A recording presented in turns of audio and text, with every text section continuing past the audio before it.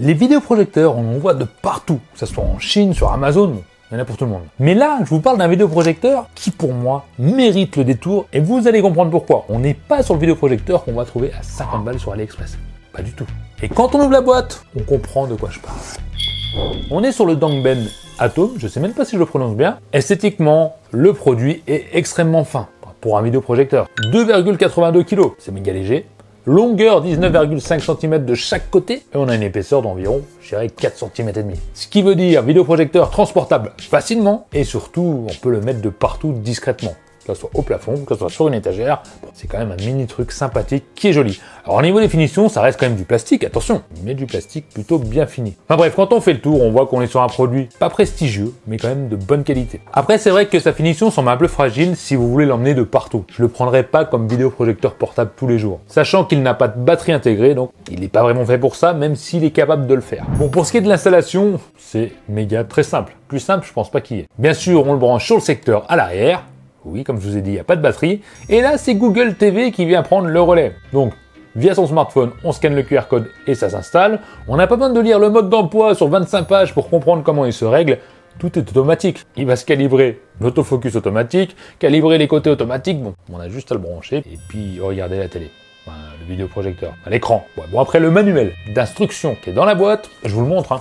Il y a 70 langues dedans. J'exagère peut-être, mais il n'y a pas non plus 30 000 indications pour vous aider. Comme quoi, c'est simple. C'est vrai que pour ceux qui n'ont pas l'habitude de vidéoprojecteur, un manuel avec un peu plus de clarté, ça aurait peut-être été un plus. Mais honnêtement, c'est très simple à utiliser. Maintenant, j'ai envie de vous parler tout de suite, c'est de la qualité d'image. Parce que ce vidéoprojecteur est un vidéoprojecteur laser. Laser, c'est quoi? Il y a une différence avec certains qu'on peut voir comme à LED ou j'ai oublié les autres noms. Mais bon, voilà. On est sur un laser. Laser, c'est quand même plus haut de gamme. Et le laser, ça veut dire qu'on a une lentille à l'intérieur qui dure plus longtemps. Vous allez acheter des vidéoprojecteurs moins chers avec une lentille no laser, j'ai oublié tous les noms, je suis désolé, bah elle tiendra moins longtemps. Là on est carrément sur une durée allongée, une plus grosse luminosité, parce qu'attention, ce petit bébé là, ce petit truc tout carré, fait quand même 1200 lumens réel, ce qui veut dire une bonne luminosité. Et tout ça, ça va donner une image claire et agréable à regarder, même quand il y a de la lumière. Bon, bien sûr, si tu regardes ton vidéoprojecteur avec la baie vitrée derrière toi qui tape sur le mur, non, tu verras pas grand chose, hein, faut pas rêver, ça reste un vidéoprojecteur de 1200 lumens, il n'a pas 10 000, je sais même pas si ça existe. Enfin bref, un peu d'obscurité, c'est pas plus mal. Là où il se débrouille le mieux, bah, c'est quand il fait sombre, que ce soit dans la chambre ou dans le salon.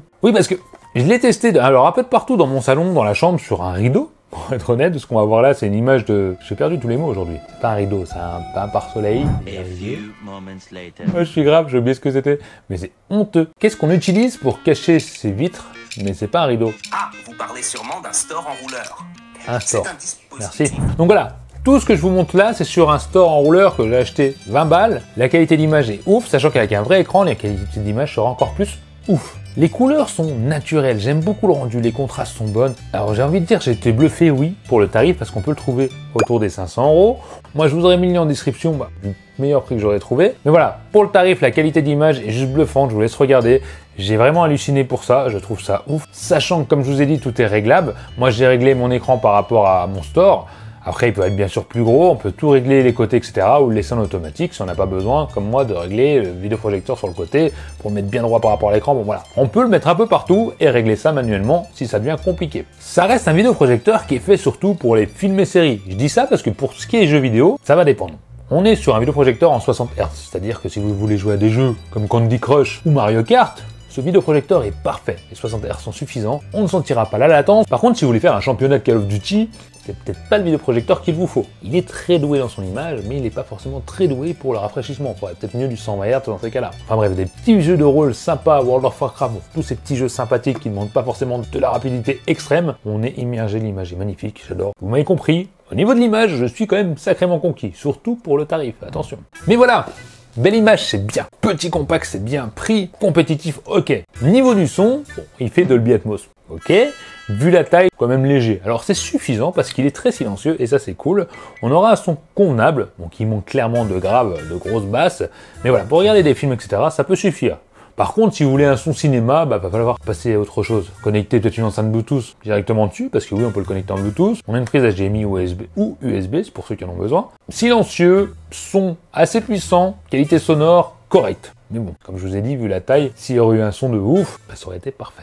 Mais ce qui rend ce vidéoprojecteur vraiment intéressant, comme je vous ai dit au début, c'est qu'on a Google TV. Pour ceux qui connaissent pas Google TV, en gros, c'est un smartphone sur un écran géant. On a Netflix, on a Amazon Prime, on peut installer toutes les applications qui existent pour la VOD et se faire plaisir et regarder tout en écran géant. Alors ça reste un vidéoprojecteur Full HD, on n'est pas sur du 4K, mais à ce tarif-là, fallait pas rêver non plus. Mais des fois, vaut mieux un petit Full HD de très grosse qualité, comme là on peut le voir, qu'un 4K qui fait des images pourries. En plus, on a une télécommande qui est extrêmement simple, il y a même la recherche vocale dessus, il n'y a pas de latence, j'ai testé là, d'aller un peu vite à gauche, à droite. Bon, j'ai eu des latences, hein, si on exagère un peu, mais voilà, dans l'utilisation de tous les jours, la latence, on les voit presque pas, ou il y en a pratiquement jamais, ça fonctionne bien. Après, j'ai pas essayé des trucs très gourmands comme Disney+, qui est un peu plus gourmand en général. En tout cas, pour Netflix, YouTube, etc., bon, ça allait parfaitement bien. Alors, en résumé, ce Dongbang, si j'ai bien prononcé Atom, est clairement un bon rapport qualité-prix. Là, je vous arrête tout de suite, on n'est pas peut-être sur la meilleure image. On trouvera peut-être des meilleures images ailleurs, je suis pas certain, au tarif en tout cas. Mais en tout cas, on est sur un truc très équilibré, qui est super compact, très bonne luminosité, son correct et surtout silencieux. De mon côté, je conseille clairement l'achat. Pour ceux qui veulent pas forcément faire du jeu, qui veulent regarder des séries comme je vous ai dit, qui recherchent quelque chose de complet et avec une longue vie, j'ai envie de dire, vu qu'on est sur du laser, donc c'est quand même mieux qu'avoir un vidéoprojecteur à LED ou autre technologie. Surtout qu'on peut le transporter de partout, vu sa petite taille dans un sac à dos, et donc l'utiliser où on veut si on en a besoin. Même si j'aurais peur de l'abîmer, il n'y a pas de pochette de transport, mais c'est quand même réalisable vu sa petite taille. Alors j'aimerais bien que vous me disiez en commentaire ce que vous en pensez. Est-ce que vous connaissez ce modèle-là? Est-ce que vous l'avez essayé? Est-ce que vous conseillez d'autres modèles? Parce que franchement, mieux que ça, à ce tarif, c'est pas que j'ai pas trouvé, c'est que j'ai pas testé, tout simplement. Et n'hésitez pas à aller faire un tour dans le lien dans la description pour me dire ce que vous en pensez par rapport à la fiche technique. Si vous voulez plus de détails, c'est là pour ça. Donc on termine cette vidéo sur une bonne note. Bravo Dongbang, je connaissais pas forcément avant, je suis complètement bluffé par ça. C'est mon petit bébé que je vais utiliser tous les jours, je pense. Allez les amis, je vous embête pas plus, n'hésite pas à t'abonner si tu me découvres dans cette vidéo, c'est important. Et quant à vous les Tokimontiens, je vous dis à la prochaine vidéo. Bye.